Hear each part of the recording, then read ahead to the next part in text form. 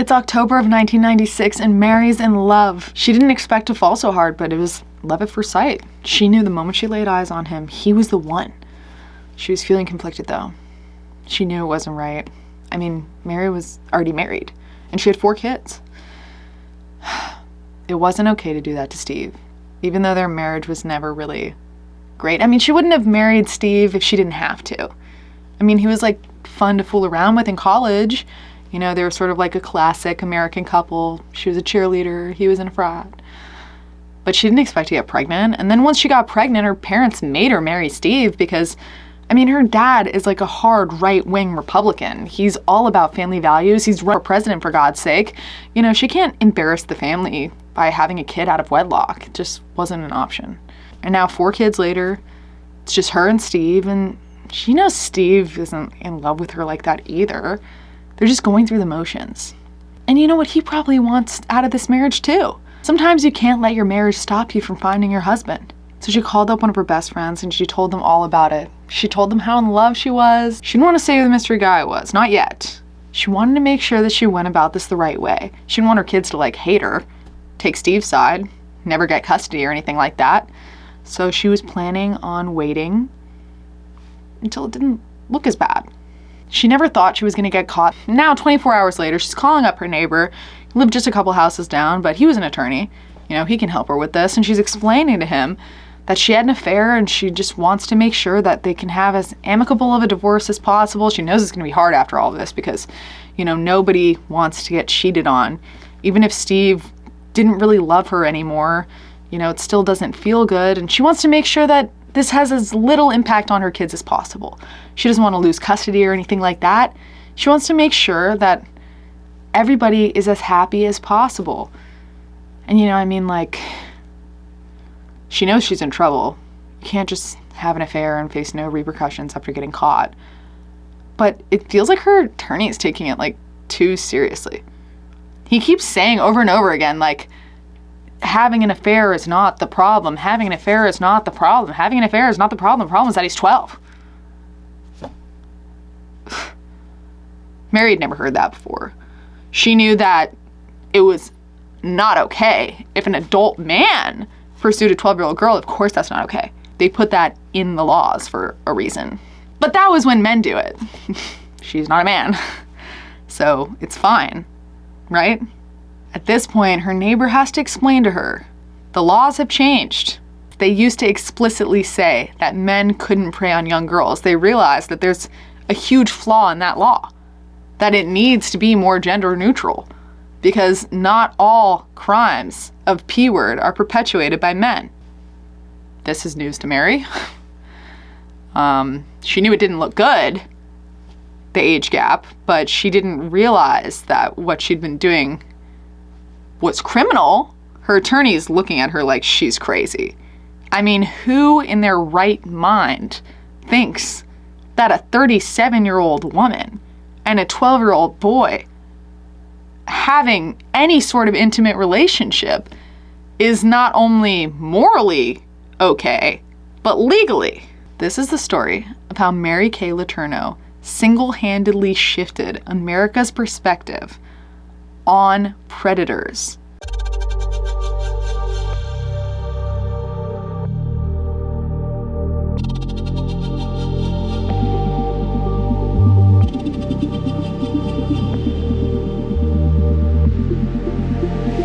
Hey guys, and welcome back to another Spooky Saturday. Obviously, this topic is going to be a lot more serious than last week, so if you don't feel like you can handle this subject matter, obviously this is going to involve the R word, the P word, the G word, and it is a very disturbing case. In fact, I think that I'm going to make this video shorter than my last few just because it is difficult for me to talk about, though I do think it's a very important story to be told. I also want to put in a little disclaimer that Mary Kay Letourneau is deceased, but Vili Fualaau is still very much so alive, and Mary's children are also alive.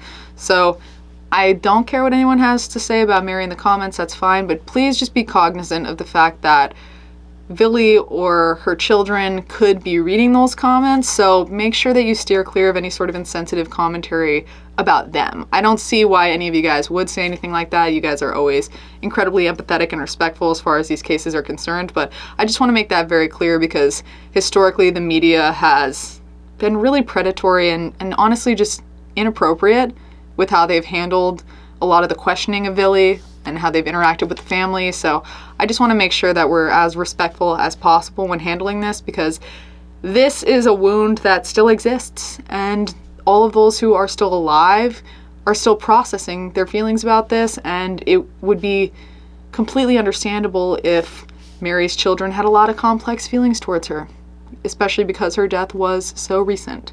So I just want to make sure that we are respectful to all of the innocent people who are involved in this case. In order to tell this story right, I think we really need to go back to the 60s and talk a little bit about Mary, who is then Mary Kay Schmidt, and her childhood.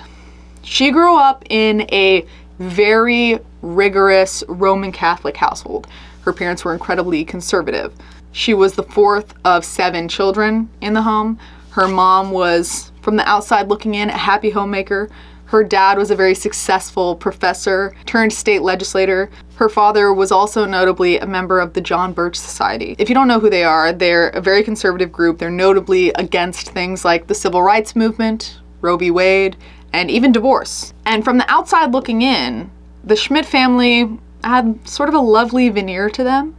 They seemed like they were very in line with traditional values of the time, and initially people had a lot of respect for the family. They felt like they sort of embodied the American dream. But like any true veneer, of course, that's just the exterior. Within, there is always a small, filed down, sharpened tooth. Mary Kay was actually a victim of an incestuous relationship with one of her older brothers. As an adult, she would really downplay this situation. She would say that it was all fine and mutually consensual, and it only stopped when she decided that it was wrong. But that then it did stop, which she felt made the whole thing okay. I want to take a moment to say something that I do routinely say, but I don't think it can ever be said too much, which is that when people hear that fact about Mary Kay Letourneau, it's very easy for them to then go on and say, this is an example of the cycle of abuse. In my opinion, I think it certainly is an example of the cycle of abuse. But I want to be clear. People who are victims, regardless of what the crime is, are not all going to then perpetuate the cycle of abuse. In fact, it's actually a much more rare outcome for somebody who is a victim to then perpetrate that same crime. I'm only saying this because there's a lot of stigma around people who have been victims of things like this, where people feel like they're damaged goods or they're dangerous now. And that's certainly not true. If the cycle of abuse was truly prevalent, within 3 generations, everyone would be an abuser. Because the statistics of just how many people are victimized in their lifetime are incredibly high. So if all of those people went on to then perpetuate the same crime, it wouldn't be long before the entire world was just full of criminals. And we know that that's not the case. We know that that's not true. But I always feel the need to make that incredibly clear, because I would never want somebody who is a victim of one of these things to hear something like that, to hear an actual example of the cycle of abuse, and then feel that that somehow has anything to do with them. Back to Mary's childhood. By 1973, the family's political star continued to rise. Even though her dad obviously did not win the presidential vote, he did walk away with over 1 million votes, which is certainly a lot of votes. I mean, it's not nothing, for sure.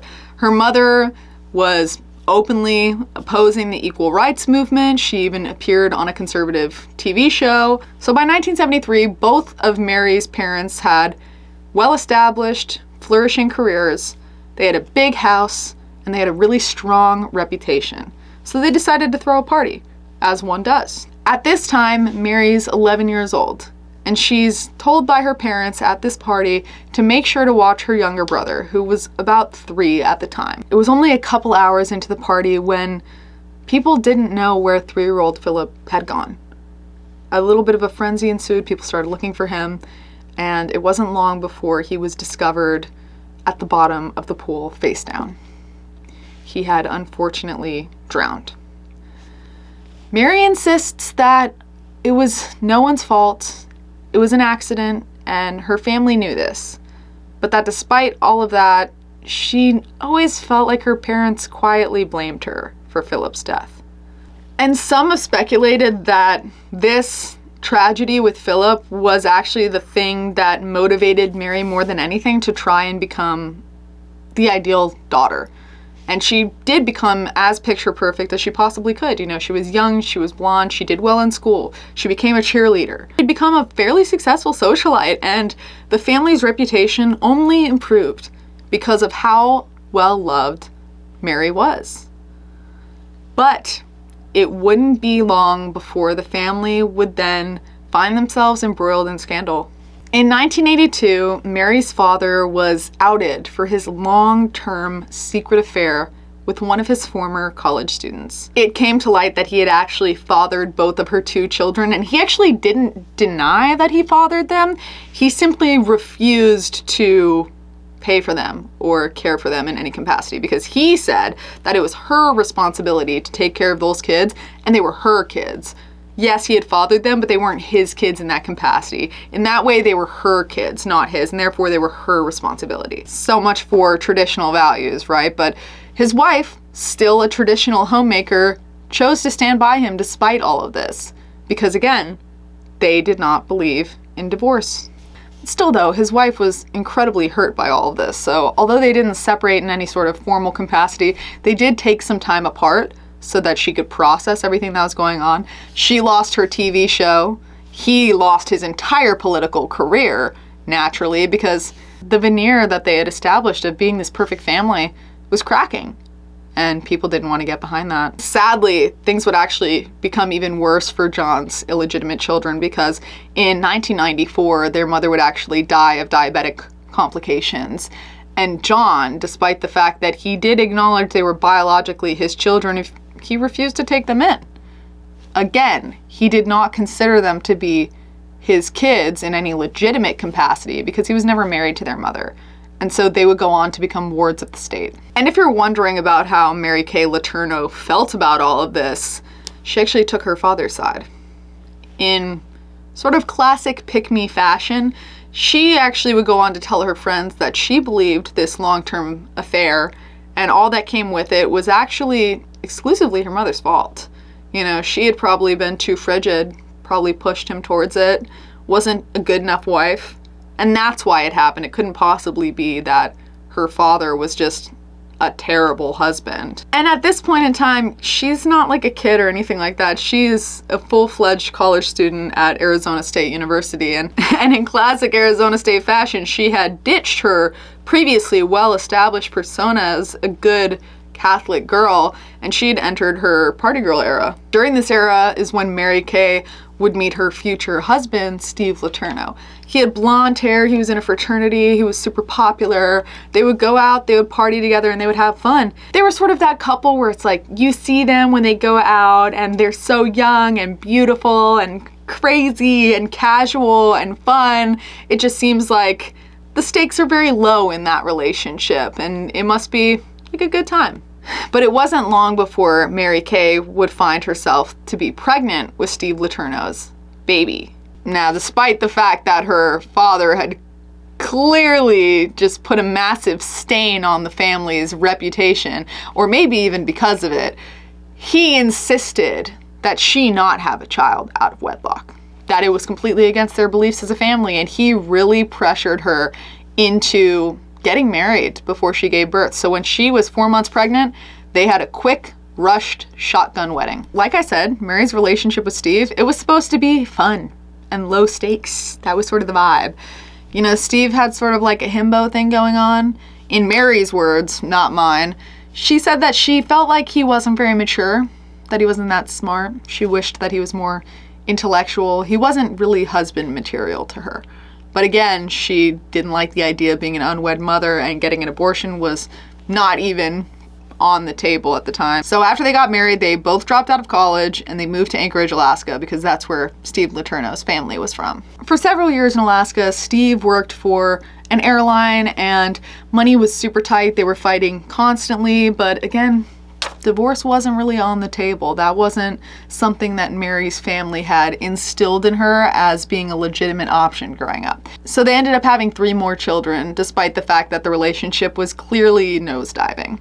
Eventually, Steve's job offered him the chance to transfer to Seattle, Washington, so he took that offer. And when they moved to Seattle, Mary Kay Letourneau started taking night classes so that she could become a teacher. In 1989, Mary Kay would graduate from Seattle University and she would become a 2nd grade teacher right away. And she felt like this was a great move for her. She really prided herself on her ability to relay information to other people. She always felt like she was a natural leader, a natural teacher, that other people saw that quality in her as well. And she said that she loved being a mother. She really prided herself on her ability to connect with children, and she wanted to be able to be as much of a help to other people's children as possible. And it was there at Sherwood Elementary, in her 2nd grade class, that Mary Kay Letourneau would first be introduced to her alleged one true love, Vili Fualaau, who again was 6 years old at the time. Vili had a very different upbringing than Mary Kay did. He grew up in a rougher part of town, sort of on the outskirts of Seattle. It's an area that locals allegedly called Rat City. His mom was a single mom. He had several siblings and she worked at a bakery, so it was really difficult for her to financially support all of the kids on her own. His dad was out of the picture. He would actually go on to get married 5 times and father 18 children total. So it's not like he was paying child support. It's not like he was coming around the house to help out or anything like that.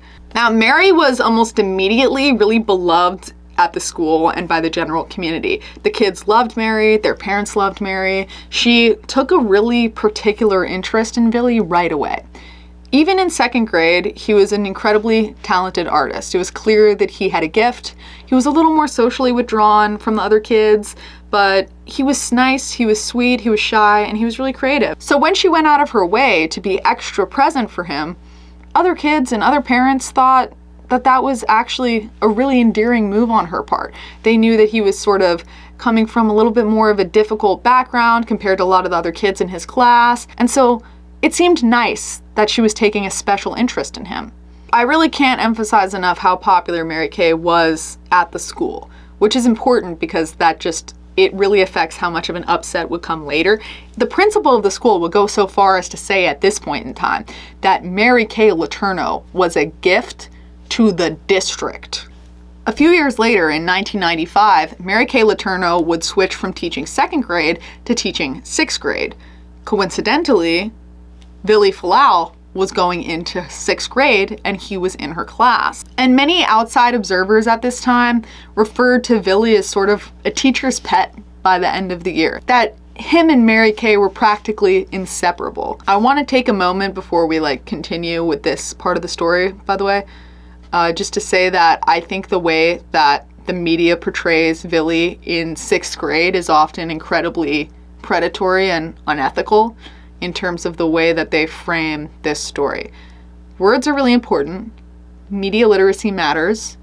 And there were a lot of articles that described him as being like a hormonal 12-year-old boy. And I find that to be really disturbing that they're choosing to frame him in such a way. Of course, like anybody who is going through puberty is experiencing a hormonal shift. He's not unique in that regard, though. And so by choosing those words in particular, it paints this image that he's somehow more of a perpetrator than he is a victim, which I really resent, and I just find to be incredibly unethical reporting. So I just want to be very clear about that moving forward, because there may be some parts in the story where we have to touch on some things like that, and I just want to make it clear that I don't think that that's an appropriate way to approach this story at all. Something that I also find especially sad about this sort of chapter is that it's not as though there were not any red flags being perceived at this time. In fact, other teachers during this year in particular, they felt that the relationship between Vili and Mary Kay was odd, that Of course, every once in a while you get a very clingy kid in your class, especially if they don't have great authority figures in their life. That's just common in teaching in general, for you to sort of fill that void for some kids. But they felt like that's not really what the dynamic was. And I think a lot of them feel a sense of guilt for maybe not being more vocal about it at the time. But many of the teachers felt that the relationship seemed almost flirtatious and it made them uncomfortable. And over the summer after that school year, Vili would spend an insane amount of time at Mary Kay's house. From the outside looking in, that might not be the strangest thing, purely because Mary Kay's oldest son was about the same age as Vili. So if you're looking at it on paper, it might just seem like they're friends, and therefore that's why Vili's at the house all the time. But that wasn't the case. It was more that he and Mary were friends, and that's why he was at the house all the time. And Mary had actually gone so far as to enroll Vili in an art class at the local community college, which again may seem nice, but it was her way of sort of transitioning the roles from being his teacher to being more of his peer, because she was also enrolled in that class. She would take him to art museums or out to lunch or out to dinner even. If Vili wasn't at her house, he was often just with her somewhere else. He even went with the family on a trip to Alaska to visit Steve's family. And if you're wondering about how Steve feels about all of this, the answer is not great. He's getting increasingly uncomfortable because this is a weird situation. He knows that. He knows that this is strange. Watching this unfold before your eyes, I don't blame him for not being immediately yucked out just because it is such an abnormal series of events. But by the end of the summertime, he's sitting there being like, WTF? What's up? This is obviously not a normal dynamic. Another thing that Steve was conflicted about is he was fully aware of how much was on Mary's plate with their own kids. They have 4 kids of their own, and she was constantly stressed out between work and dealing with all of their kids. So why was she able to then make all of this extra space to take on a 5th kid? But Mary would go on to say that she never saw Vili as a kid during this year, that she saw him as an adult man trapped in a boy's body. If you think I'm gonna let that comment slide without doing an aside, no, I'm not. Because of course, this is just a tactic for her to sort of alleviate everyone else's discomfort about this age gap, including her own. It's her sort of insidious yet obvious way of trying to diminish the power dynamics between the two of them. She would go on to say that she wasn't in control of the relationship, that outwardly she was an adult woman, yes, but she felt like a child with him. Meanwhile, he was outwardly a child, but she felt like he was an adult. So instead of taking accountability for the fact that she's clearly the one with all the power in this situation, she does her best to try and invert those roles, to try and blame him for how things played out, to try and trick him into thinking that this relationship isn't that weird, it's just unusual. We're the only ones who get it. No one else needs to get it as long as we get it. This is just her manipulating a child and trying to utilize those same tactics to manipulate the adults around her, who are obviously less prone to fall for it because we have more experience. We understand that this logic that may have worked on a 12-year-old is not going to get the same mileage with us. She's literally quoted as saying he dominated me in a way that was more masculine than any man, any leader could do. She is constantly utilizing this language to make it seem as if this child was an adult. And that's why I really resent the way the media portrayed him, because they allowed her narrative to influence the way that they discussed this case. You cannot let the criminal influence the way in which you describe the scenario. Of course, they're not going to be like, yes, he was incredibly innocent and childlike, and actually, that's what I liked about him. I think that is what she liked about him, but she's not going to say that. In fact, she would never say that. To this day, I'm going to show you 2 very uncomfortable clips of Mary Kay Letourneau just a couple of years ago, before she died, talking about this case, talking about the way that Vili was in middle school when he was 12. so that you can fully understand that, like, I am not over exaggerating. If anything, it's actually hard to emphasize enough how delusional this woman is. The mental gymnastics that she has to do to try and convince other people that she's not a P word when she very clearly is, and she fits into all of the typical patterns of one. She utilized G wording in order to entrap this young boy into an intimate relationship with her to the point where she could get pregnant, thereby tethering him to her for the rest of his life on some level, making it very difficult for him to process whether or not he wants to be in this relationship as an adult, because now he knows his children. Now he can see the best of his wife in his kids, regardless of what she is willing to admit. She is a walking stereotype for the way that P words actually move through the world. If you read any transcript of somebody who is a convicted P word, of them talking about how they met their victim, and if you remove the ages from that transcript, it'll sound like any typical interaction between two adults. Well, I saw her from across the room. She started looking at me. She started biting her lip, playing with her hair. You know, she came over to me. She started touching me a lot, talking to me, staring at just me. And meanwhile, they'll be talking about a 2-year-old, because the way in which P words interact with children is not the same as anybody else. They don't read the social cues as what they actually are. They project these very adult notions onto human beings that are so early in their development that they cannot be flirtatious. They cannot take initiative in starting something with you intimately. They can't manipulate you into having feelings for them. And yet these are 3 common outs that P words love to try and lean back on. You were the adult. You can say that. I am saying that. I was by age. I was by age. And by Let's just say maturity. that. You maybe. You were a... And pursuing the relationship. Who was the boss?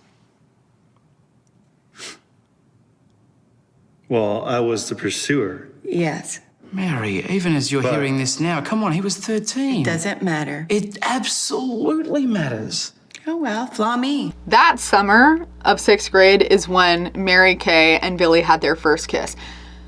Vili was at the house with Mary and her kids. Steve was at work. Steve came home. The house is a mess. Clearly, Mary had been neglecting her duties, the division of chores, what have you. And he decides not to temper his irritation about this weird situation with her student. And so he starts arguing with her. He starts yelling. Vili gets freaked out. He runs out of the house. Mary then runs after him in her minivan, and she convinces him to get into her van so that she can apologize on behalf of her husband.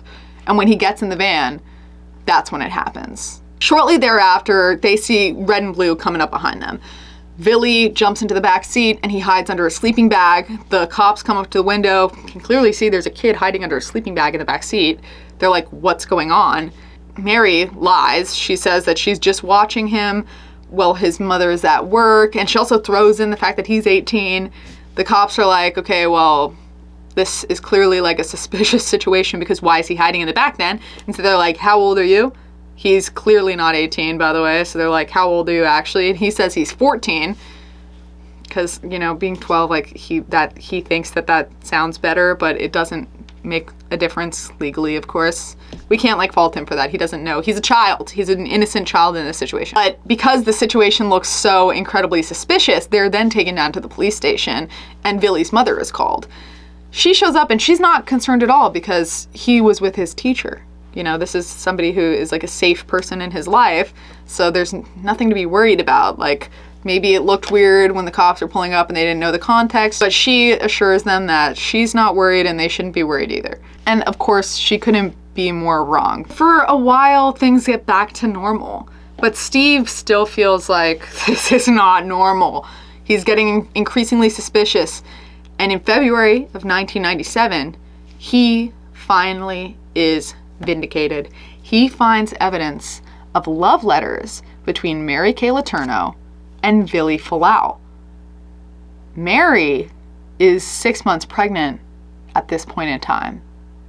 And after reading these letters, Steve begins to suspect that she is not pregnant with his child. Steve is overwhelmed with all of this. All of this is hitting him like a brick wall. He goes and he talks to his family about it. He needs some support. And after he talks to his family about this affair that he's just discovered and his suspicions about this pregnancy, his cousin calls CPS and anonymously reports this affair. The same cousin also reported this to the school district. The cops bring Vili in for questioning, and when they start asking him about everything, you know, he really truly believes that he's in love with Mary Kay Letourneau. He doesn't want her to get in trouble. So he tries to downplay the situation, sort of similarly to how he tried to downplay the situation with his age by saying he was 14 when really he was 12. He tells the police that they had only been intimate, and I'm only using that word instead of the R word just because of YouTube's policies, but trust, it's obviously the R word. I want to be very clear about that. He tells the police that they've only been intimate a handful of times, and he doesn't want her life to be ruined over just a handful of encounters, which of course is so far from the truth. It had been much more severe than that. So later that day, Mary Kay Letourneau is arrested for statutory R word, and the parallels between her and her father are pretty undeniable. The only difference is that, well, her father got his student pregnant, she got pregnant by hers. Mary was offered the opportunity to pay bail so that she wouldn't be sitting in jail, and by the time she makes it back to her house, Steve has packed up all of their things and he's left with the kids. At this point, this is when the media storm really starts taking off. Everyone is shocked, they're confused, they want to know what is wrong with her. There has never been a case that is viral for a crime like this, with a female perpetrator who looks the way Mary Kay Letourneau did, who had the societal positioning that she did, with a student like Vili, which, let's not negate the fact that like her father was adamantly opposed to the civil rights movement, and Vili is a person of color. So there is a whole host of strange and confusing and just terrible power dynamics at play here. What really infuriates me the most is, again, like, although Mary was facing the repercussions for her actions, the media allowed itself to be affected by her and the things that she said. They started running headlines saying things like, "Is she a criminal?" because she was claiming that they were in love. What do you mean? Is she a criminal? There's no question. It should be a statement. She's a criminal. Period. What's the question? Of course she's a criminal. You would never let like a murderer define the vibes of the media surrounding their killing. Mary would then be required to see a court-appointed psychologist because the courts also wanted to know what was wrong with her, and they ended up diagnosing her with bipolar disorder. Again, I want to be very clear. Having bipolar disorder does not mean that you're then going to become a P-word who R-words children. Those things are not really related. I think it has a great effect on the way that she portrays herself in the media. I think it has a big effect on her overall personality, but I don't think it has anything to do with any sort of motive, and I don't think it predisposed her in any sort of significant way to engage in these acts. I want to be very clear about that. There are plenty of people who have bipolar disorder who are innocuous and don't hurt anybody. So I don't want there to be any sort of confusion about those two things being somehow connected in any sort of significant way. Mary ended up giving birth to Vili's daughter in May of 1997, and she went against the court orders that they were not allowed to see each other, and she had Vili come over to her house to help her take care of the baby. I just want to say, I think the way that the court handled the whole pregnancy and stuff, I have a lot of criticisms about it. Because I also think that it really affected the fact that they were so like tethered to one another for such a long time.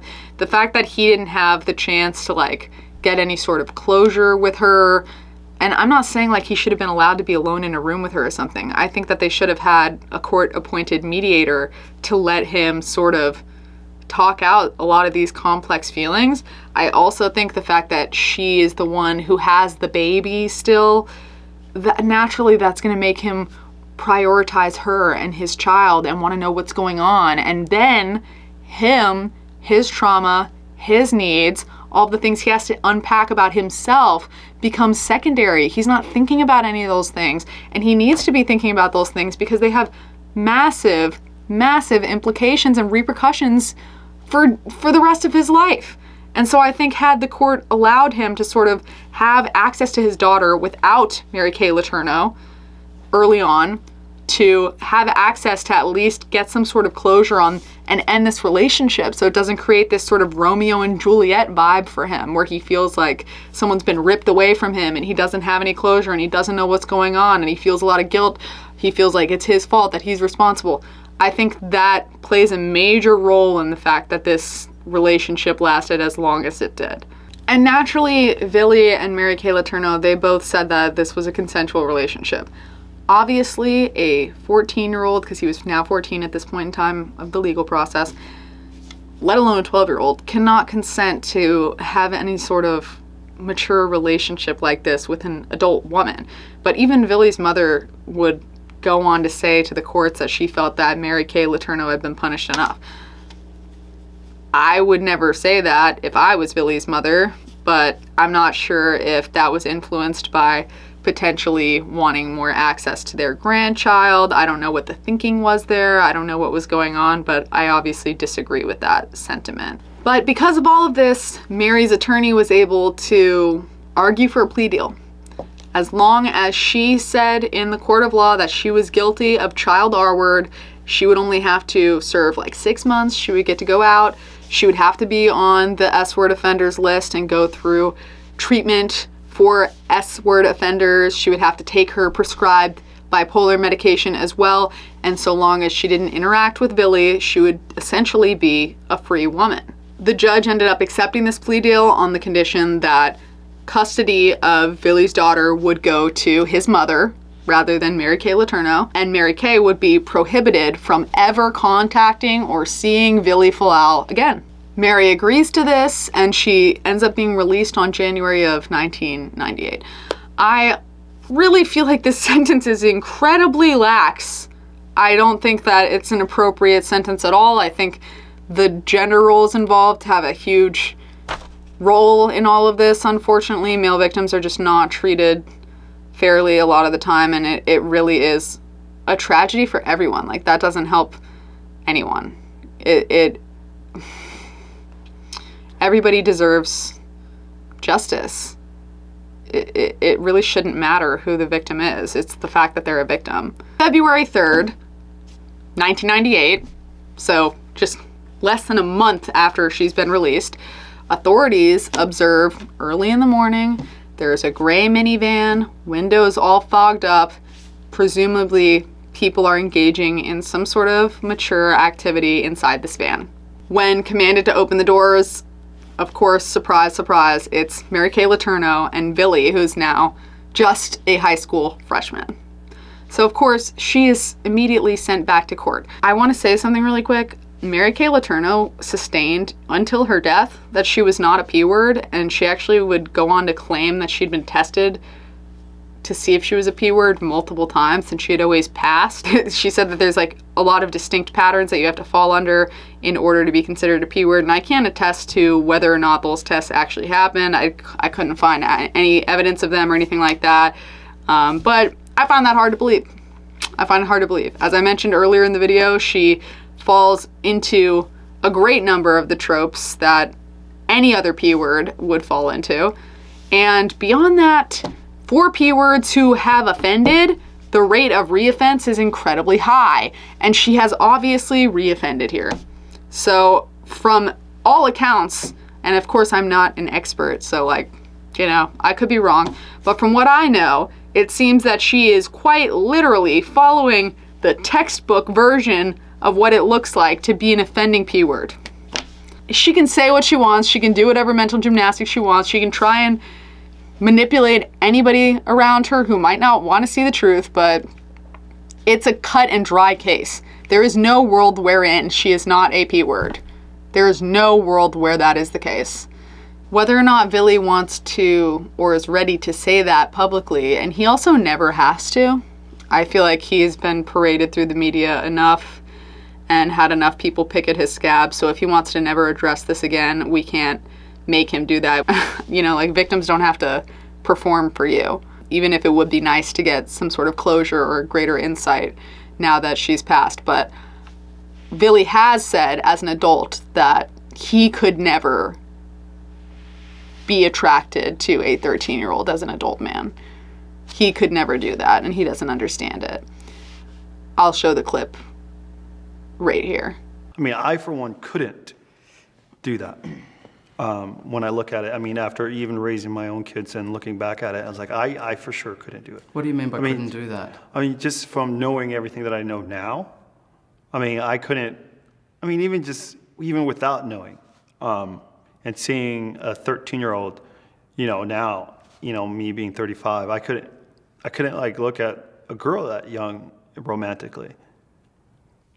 Is that hard to hear, Mary? Oh, I don't relate that to our situation.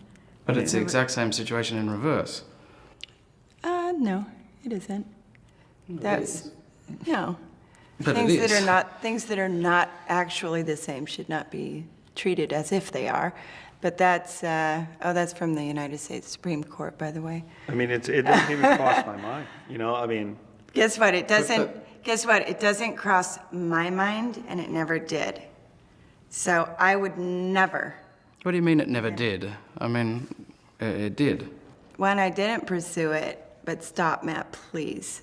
Please. I mean, in her defense, Stop. I mean, the entire time when the relationship. I never pursued it. I never thought about it. And it's never crossed my mind. Anyway, Mary's back in court now. This time, the judge has no reason to give any sort of leniency. I don't think she should have gotten it in the first place, but they throw the book at her. She gets 7.5 years. When she was out on parole during that short period of time where she and Vili were inevitably caught in the van, she did manage to get pregnant again. I don't think this is accidental in any sort of way. I think this is just a classic baby trapping case where she's trying to tether him to her forever. The baby was sent to Vili and his mother from prison so that they could take care of her. It was the same custody agreement as their first daughter, and money had gotten incredibly tight for the family. It was already tight before they had added these 2 additional babies, and so they ended up trying to sue the police and the school district for failure to protect Vili from his predatory teacher. They were looking for $1 million in damages. I actually think that at least suing the school district, given the fact that other teachers can attest to the unusual nature of their relationship, would actually have normally worked. And I think he would have actually received some sort of money, if not the full $1 million, if it weren't for the fact that he and Mary Kay had already made it clear in the media that once she was released, they were planning on getting married. So I think the fact that he was telling the media it was a consensual relationship, even though it can't be, and he was telling the media that they planned on getting married and their love is still there and they're still sustaining the fact that he's not a victim, makes it very difficult for him then to sue for damages as a victim, even though he is a victim. And I do think that he actually did deserve compensation for that, but it's just a very unfortunate situation of somebody being manipulated during their formative years to believe that something is right and just and normalized and okay when it's really not. And that's a very difficult bug to deworm from your brain when you've had somebody who was an authority figure in your life for years slowly introducing this concept to you and normalizing it and making it seem like it's okay. And when Vili was 15 years old, he actually went on Oprah and he told the world that like his life revolved around Mary and that was never going to change. I think that I just feel like a lot of this is just really, it's just really unethical that they allowed him to have that platform at such a young age. I mean, think of most high school sweethearts. Most of those relationships, some of them do end up in marriage and they stay together forever, but most of the time that's not your soulmate, but they are known for being intense just because you don't have any other experiences yet. And because of that, there's no relativity. So for Vili, he only has this one relationship. It feels like it's a 10 out of 10 because he has nothing he can compare it to. And that's by design. You know, that's why Mary Kay's going out of her way to get pregnant and keep this attachment going, to make it feel like they're star-crossed lovers, because I guarantee you this, if she had not been pregnant prior to her initial arrest, and if she had not gotten pregnant a second time, if there was no children involved, and they were separated for 7.5 years, I find it hard to believe that this relationship would have sustained. Because they had created a family together, it feels a lot more serious, and this is somebody who doesn't have any experiences, and so it all feels very real and very intense. And therefore, I truly believe that he thought that those feelings were real. I don't want to invalidate his feelings. It's just very unfortunate that he was manipulated to a point where he felt that way. Mary was then released from prison for the second time in August of 2004. At this point, she was 42 and Vili was now 21. So he was able to petition the judge and request that the restraining order be dropped. And because he's over 18, he's an adult now, he's allowed to do that. In the eyes of the court, they had this no contact order in place because he was an R-word victim. She was an R-worder. They're trying to protect him. But he would argue that that's not how he feels. He's an adult. Therefore, he wants to be able to co-parent with the mother of his children, and they can't do that when there's a no contact order in place. So the no contact order was lifted, and by October, they were engaged. They then did the talk show circuit with her engagement ring on hand. She even went on Larry King and said that she didn't know that it was a felony what she had done. She just thought it was weird, but it didn't matter because they were in love. And I really resent the fact that they were given this platform, because although most interviewers pushed back pretty hard on Mary Kay Letourneau in basically every interview she ever did, I feel like there is actually more damage being done in the fact that she is able to routinely and continuously push out this narrative that love trumps age. That age is just a number, which is a classic P-word move. And I just think that there's more damage to be done when you platform somebody's terrible narrative like that than there is good, even if you are pushing back on that person. Because as a content creator, myself, there's plenty of times where I see somebody have a terrible take online or a dangerous take online, and I feel compelled to want to stitch it and rip them apart, show how dumb they are. Their logic's so flawed. You're wrong. But the reality is I have an audience of 700,000 people, and not everyone who sees my video ripping apart this person is going to take my side. I'm actually risking exposing a whole new demographic of people to dangerous rhetoric just because I want to have my gotcha moment. And therefore I make it a point not to do things like that. And I really wish that general media would kind of follow that same trajectory on certain things. And this is a good example of that, I think. I think there is ultimately more damage that has been done, even though most people recognize that Mary Kay Letourneau is clearly a criminal and clearly took advantage of Vili Fualaau. I think it puts a worm in a lot of people's ears who have maybe been on the fence about things like this, maybe don't have such strong feelings about the age of consent. And I just think that there's a lot of cultural fallout that came from that. I mean, when they got married, Entertainment Tonight bought the exclusive rights to the wedding footage. I understand the value in owning something like that, but the way that it was presented to the world was sort of like a twisted love story. And that's not the case. This is just a situation where somebody has essentially gotten away with it.